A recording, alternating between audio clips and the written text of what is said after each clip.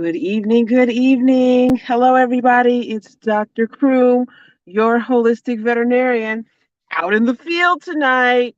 That's right. Normally, we're right on the dot at 7:30, but tonight, Compassion for Clients took a front seat. And I know that you guys totally understand that. So, out in the field, I know you haven't seen me out here in quite a while. But whenever I go out traveling after 6 p.m., you already know who's here with me. Put in the chat if you know who's with me in this here vehicle when it's dark outside like this, because it's dark. Okay, it's pretty dark. Anybody have an idea?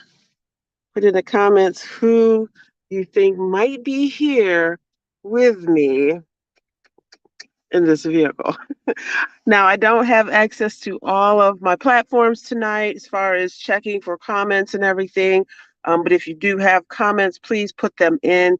Tonight, I really just wanted to focus on veterinarians being out in the field and why this is such an important aspect of teaching the next generation of veterinarians. So, you guys know that I have a future veterinarian mentorship program which has recently gone totally virtual, which means that pre veterinary students anywhere from sixth grade through college can get a virtual mentorship with a veterinarian like myself and just learn all the ins and outs of the vet field. You may have students who have known they wanted to be a vet from the very beginning and want to jump in and do a session like this with me or another veterinarian. You may have a youngster who said, "You know what? I would love to be a veterinarian, but I can't stand blood. You know, come join us. See what it really is." Because a lot of times we can have some misconceptions, can't we, about things in life in general. But definitely, I would say the veterinary field has some misconceptions about what it takes, what you need to do in order to be a professional in this esteemed field. I love it. And one of the things I do love about it is that I can be out here in the field, that I can dictate how my veterinary business is going to be. Do I work for myself? Do I work in a clinic where maybe another veterinarian owns it and I'm just an employee? Do I work, for myself 100% like I do now? These are all the things that students need to find out. So here I am in the field tonight, helping a family that unexpectedly needed our services tonight. And this service is one that I do hear from a lot of youngsters like, "Oh man, I'd love to be a veterinarian, but I just couldn't put an animal down, or I just couldn't, that part of it just can't do." Totally understand, you guys. Totally understand. If you hear students saying something like this, um, it's nothing to be judgmental about. It just means that their compassion is there, that their thought and their heart is like always to that point where it's like, I could never, take life away, especially from an animal that is totally vulnerable to anything that we are doing. Speaking of animals, you want to see who's with me? Say hi, Mayo. Come here. I didn't see anybody put in the chat that they thought it was Mayo who's here with me, but you know, anytime I'm out in these streets and I'm by myself, I'm going to bring a little munchkin with me so that I can be safe. Uh, there's a couple ways to be safe out here. Okay, I got a couple of them, but right now, these teeth and this growl, that's all I need. Okay, so again, since I am in the field tonight and uh, doing a job essentially, like I said, I wanted to pop in and remind you that we've got something exciting coming up in just 2 days, and you need to register. It's a free class. Let me see if I can share this banner. Okay, so it's the first of our mini courses that are specifically for pet parents who are interested in bringing those holistic aspects that I teach about right into their house. Some different techniques to do right at home. Different ways to figure out, should I do this? Should I do that? Do I need to go to the ER? Is there some, can I do some aromatherapy? Can I do some massage? Can we work with essential oils? Can I get some of these herbs that Dr. Croom is always talking about? Pet parents want to know what things they can do for themselves, how they can help their pet at a moment's notice. Okay. It's always good to have certain things on hand at the house, just in case. Just like if one of your kids has asthma, right? If one of your kids has asthma, what are you going to have in every drawer of the house, in every room of the house, right? Every jacket pocket, you're going to have that inhaler, right? Or if it's really serious, you're going to have that EpiPen on hand, right? Same thing for our pets. We want to make sure we know what the difference between emergencies are and what things, are not emergencies and can be helped potentially with holistic measures. So let me look over here in this comment section. Hey, hey, Desi.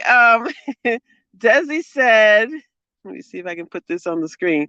When I was asking who was that in the car with me, she said it's either Tony or Mayo. And you were correct, Desi. It was Mayo. Tony is house right now. I don't know if she's on watching right now, but glad to see you there tonight, Desi. Thanks for tuning in. And we've got Kelly. How you doing, Kelly? Great to see you again tonight. It's great seeing you join us every night. Getting used to seeing your name here, Kelly. Kelly said that it's very hard when you have to make the choice to euthanize. No one wants to see an animal suffering, so we have to do what is best for the animals. So true. So true. So when we hear the future vet students talking about, I want to be a vet, but I don't want to put animals down. One of the things we teach about in the mentorship course is the correct way to think about that. Different situations to put our mentees in, which allows them to think through. It's not just, oh, we're coming up on a dog and we haven't done an exam on him and now we're just euthanizing him. No, no, no, no, no. No, no, no, no, no. Like Kelly said, it is extremely difficult to make that decision for the pet parent, as well as it can be hard to carry out for the veterinarian because we are so compassionate. But that compassion has to dredge over into that animal's quality of life. Absolutely. So that's where I am tonight, doing a house call that came in today where they really, really needed us. I'm out here with my homegirls crew, Mayo, keeping me safe, keeping everything together when I go in the house. So the car, nobody's coming up and approaching the vehicle, so she's doing her job. Cattle dogs, they have to have a job, right? Or they don't feel worthwhile. So that's her job. She protects the vehicle, she protects the house, and she protects Mama Croom. That's right. So let's see. Again, I did put the link to register for my first essential oils course, using essential oils in pets. Essential oils can be magnanimous, but if you use them incorrectly, they can potentially be deadly. Like they can cause all kind of reactions, just like we were talking about needing the EpiPen, all of that stuff. You got to understand, just like you say aspirin, right? You say aspirin, oh, super safe. Like you could practically give, but if you give too much, then it becomes extremely toxic. No different for essential oils. You got to know how to use them, how to dilute them for pets, where to apply them, how often to apply them. All these things we will be learning in our beginner's essential oil course. The registration is right here above or below this video. Tell your friends about it. If you're not interested in essential oils, I bet you someone in your family is. Crucial information, free course, this Thursday at 6 p.m. Okay, so I'm going to get ready to jump off of here so that I can take a couple minutes, ground myself, and get my mind together so that I can give everything to this family and their pet as they handle this tough situation. So it's Dr. Croom, your holistic veterinarian, educating you on all the holistic ways to have great pet care right at home. Don't miss out. We can be found at drcroom.com, and I would love to see all of you registered for my essential oils short course this Thursday. Let's see what else we got here in the comments before I go. Hey there, Mr. Bobby Jackson. Hey, Mile. Bobby Jackson said hello. You want to come say hi? Come here. All right. Yeah. Okay. All right. I'll tell him. You want me to tell? Okay, you said that. Okay, all right. Yep, Mr. Jackson. Miles said hello. Great to see you. That's right. She is keeping me protected. Got that fist up. Don't come around here no more. You have a blessed night too, Callie, and I will see you all on the other side.